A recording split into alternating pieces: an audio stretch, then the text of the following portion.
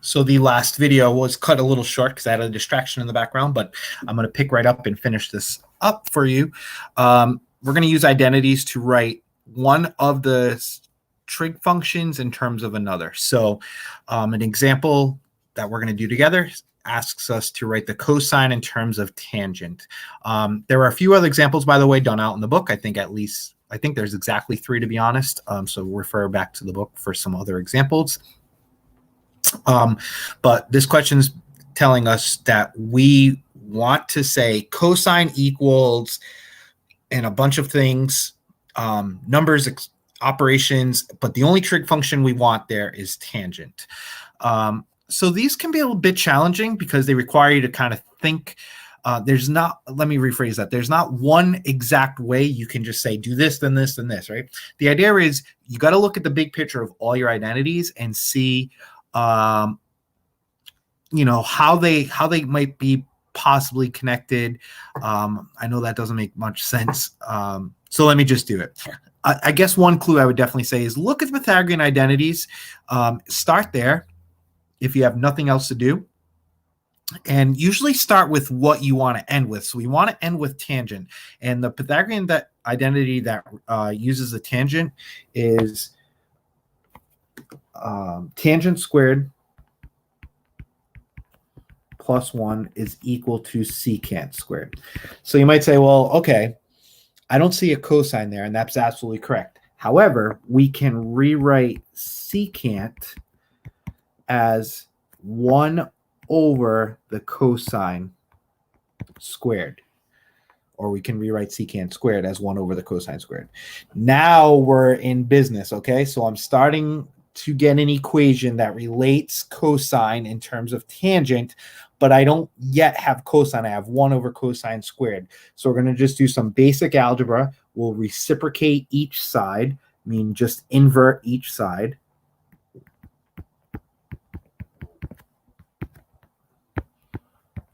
And then lastly, take the square root of both sides, which when I do that to the left, I need to include my plus and minus sign. So I get 1 over tangent squared x plus 1. And we're done, right?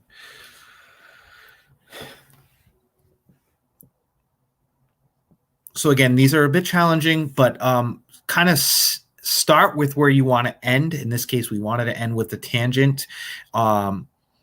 Use the book for a few other examples. That you don't always need the Pythagorean identity to start, but usually when you have nothing else to do, that's a good place with these types of questions. Start there and then manipulate as needed.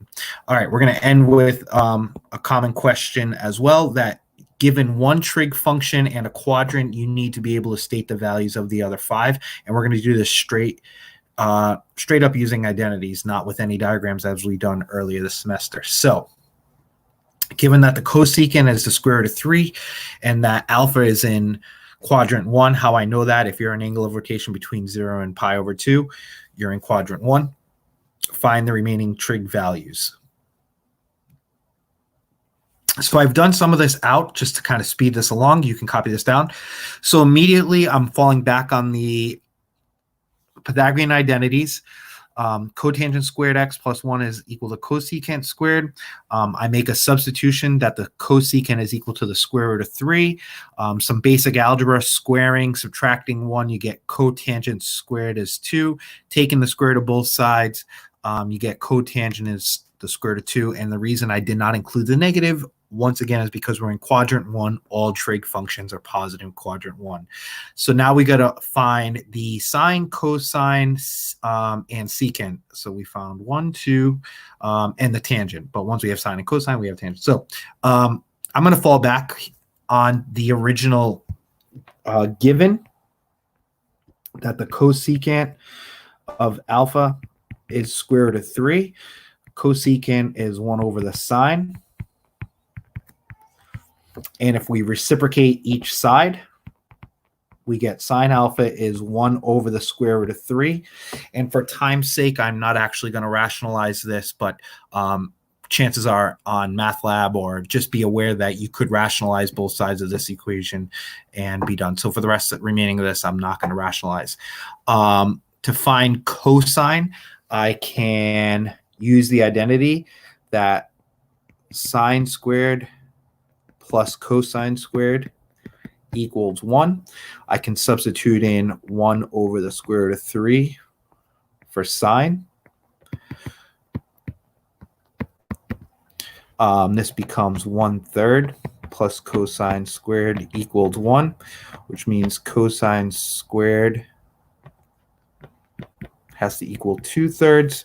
And taking the positive square root only, we get the cosine is the square root of 2 thirds. And lastly, you can find the tangent by reciprocating. Come back, please. I don't know why that doesn't want to come back. So I'll just end with, you can find the tangent by reciprocating the cotangent. So if the cotangent was the square root of 2, then the tangent is 1 over the square root of 2. And again, rationalize your answer. So that wraps up our first section, 3.1 identities.